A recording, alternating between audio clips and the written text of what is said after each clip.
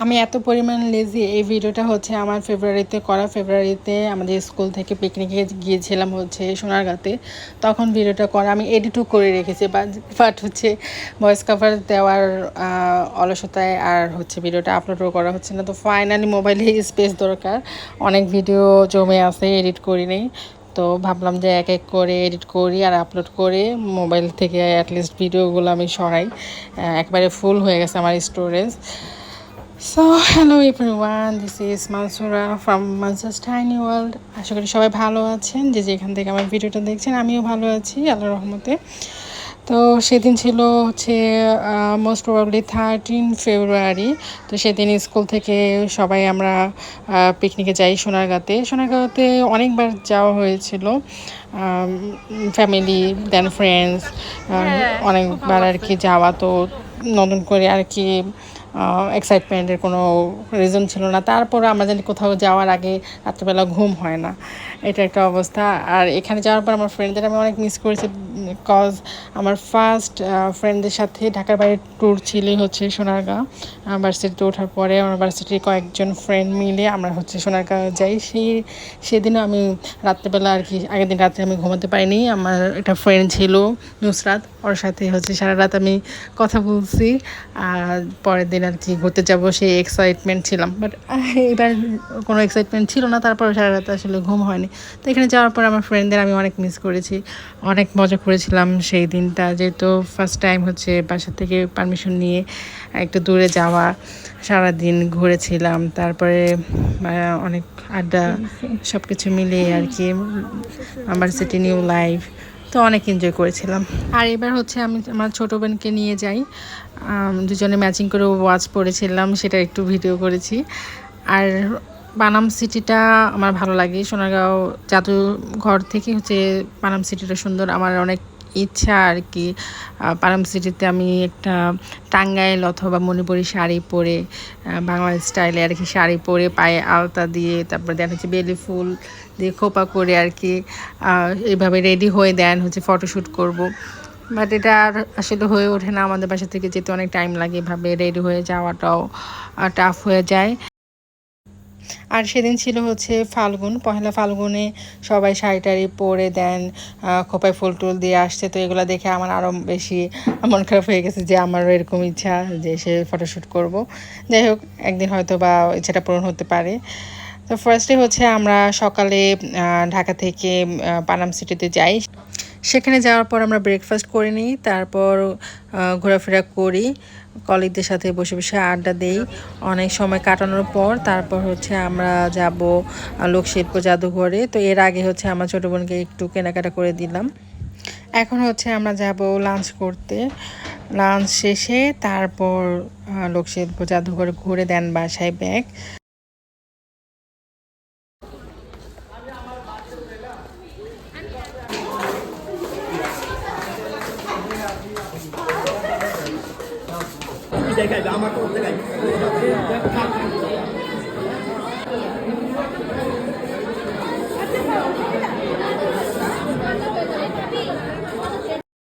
Lunch করা শেষ, এখন বিকালের দিকে লোকশিল্প জাদুঘরে গেলাম।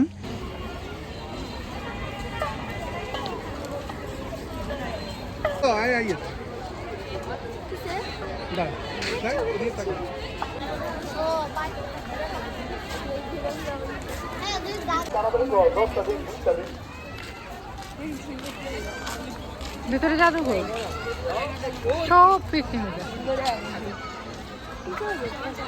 এই টাইমটাই পিকনিকের ফেব্রুয়ারি।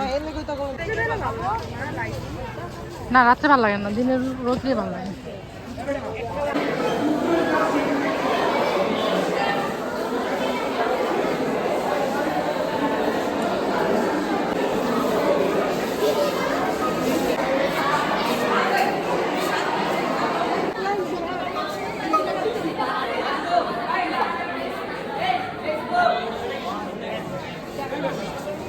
এটা তো মেন সোনারগাঁয়ের ঐতিহ্য।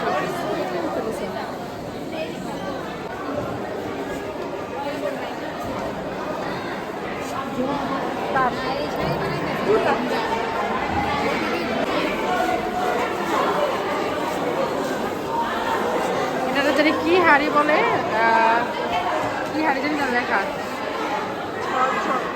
ঝনঝন হাড়ি ছাই ঝাঁঝের হাড়ি ঝাঁঝর ঝাঁঝর হ্যাঁ হ্যাঁ ঝাঁঝর হাড়ি মানে মুড়ি বানায় ঝাঁঝর হাড়ি আইল্লা 7 নম্বরটা হচ্ছে আইল্লা 3 নম্বর হচ্ছে ঝাঁঝর জামবাটি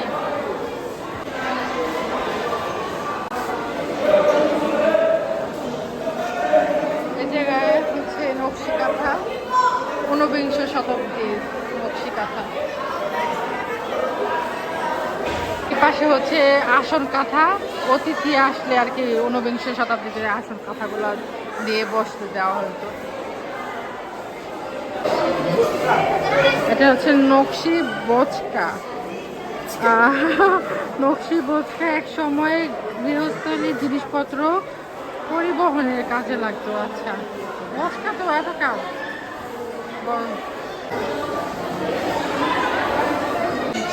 জামদানি শাড়ি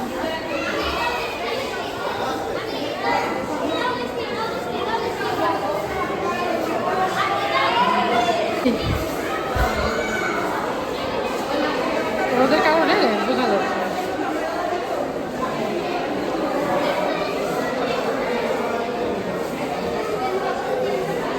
জুয়েলারি গলার হার হাতের দাঁতের অলংকার ওরে বাবারে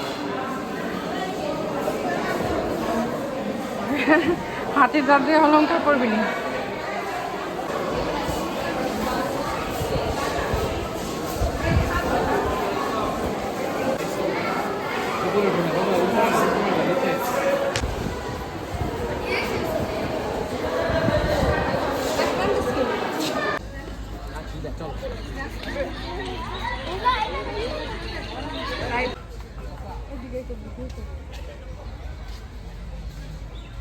বরাবরের মতোই এই বাসের পুলটা ভাল লাগে আর ফ্রেন্ডের কথা মনে পড়ে যেতেছিল ভার্সিটি থেকে যখন আমরা ফ্রেন্ড আসছিলাম তখন আমরা এই পাশে সবাই লাইন ধরে দাঁড়াচ্ছিলাম আর এখান থেকে ফটোটা ক্লিক করা হয়েছিল